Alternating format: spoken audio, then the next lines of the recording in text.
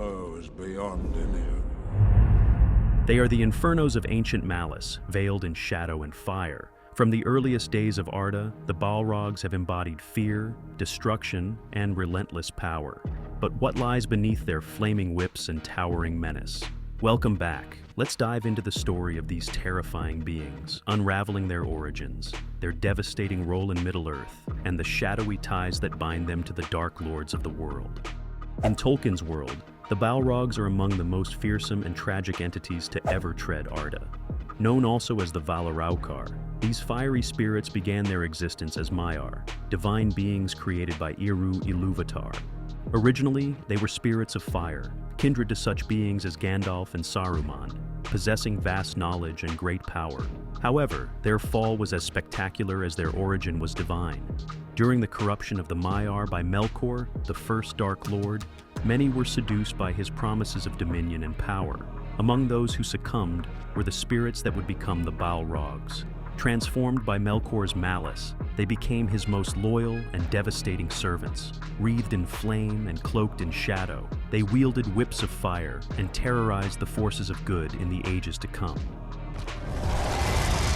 Go back to the shadow.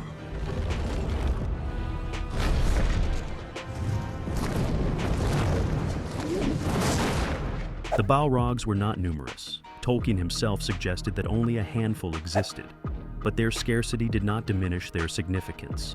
Acting as Melkor's enforcers and generals, they played pivotal roles in the wars of the First Age. Their primary purpose was to instill fear and carry out their master's will with ruthless efficiency. When Melkor, later known as Morgoth, sought to dominate Middle-earth, the Balrogs led his armies of orcs and other foul creatures into battle, striking down any who dared oppose him. In the First Age, they were Morgoth's most trusted lieutenants, and their power was second only to his.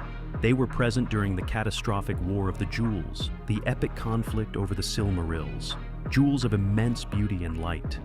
These wars saw the Balrogs unleash terror on the Elves and Men of Beleriand, becoming infamous figures of dread. Gothmog, the Lord of the Balrogs. A figure whose mere name strikes fear into the hearts of Tolkien enthusiasts. Gothmog was more than just a general. He was a symbol of Morgoth's might, and a grim testament to the destructive potential of the fallen Maiar. Wielding a fiery whip and blackened axe that tore through elves and men with terrifying ease. Gothmog's infamy is deeply intertwined with the tragic history of the First Age. He was responsible for the deaths of three of the greatest elven warriors in Middle-earth's history. At the very dawn of the Noldor's return to Middle-earth, Gothmog struck down Feanor, the fiery leader of the rebellion against Morgoth, during the battle under the stars. Though Feanor fought valiantly, he was overwhelmed by Gothmog and his Balrogs, succumbing to mortal wounds that would shape the fate of his people.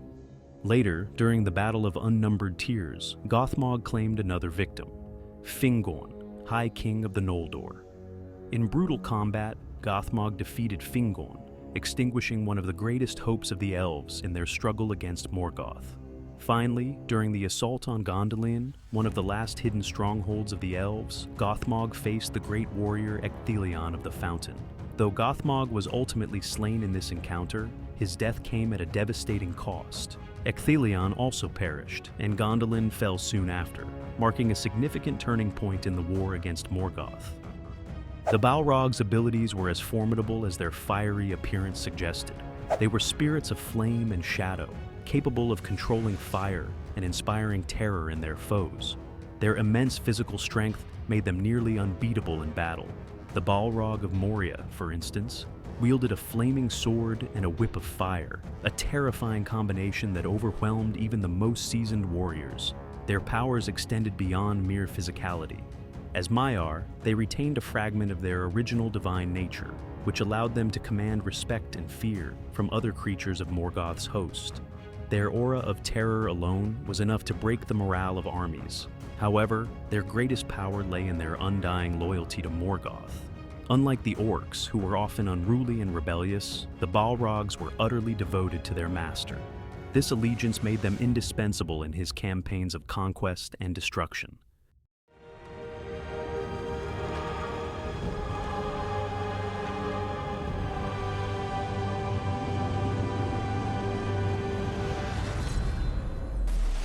While the majority of Balrogs perished in the wars of the First Age, at least one survived into the later ages of Middle-earth. The Balrog of Moria, often referred to as Durin's Bane, took refuge in the deep caverns beneath the misty mountains.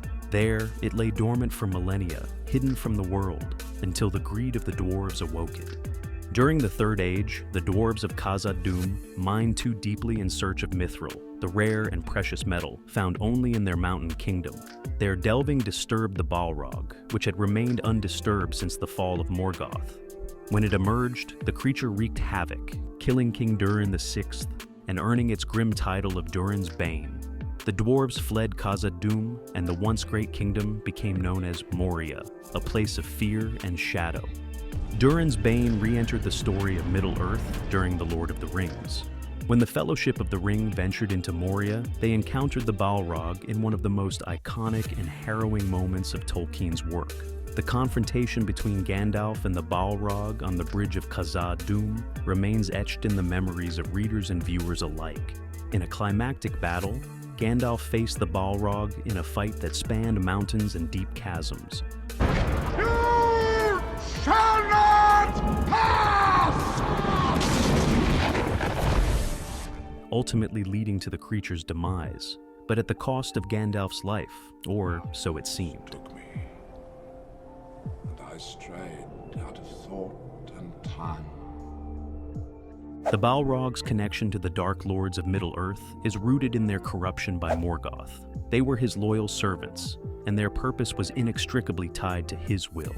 When Morgoth was defeated and cast into the void at the end of the First Age, the Balrogs were left without a master. Some were hunted and destroyed, while others, like Durin's Bane, went into hiding. Unlike Sauron, who sought to become the new Dark Lord and continue Morgoth's legacy, the Balrogs lacked the ambition or cunning to rise to power on their own. They were instruments of destruction, not leaders or schemers. However, their lingering presence in the world was a grim reminder of Morgoth's influence and the enduring scars of his reign.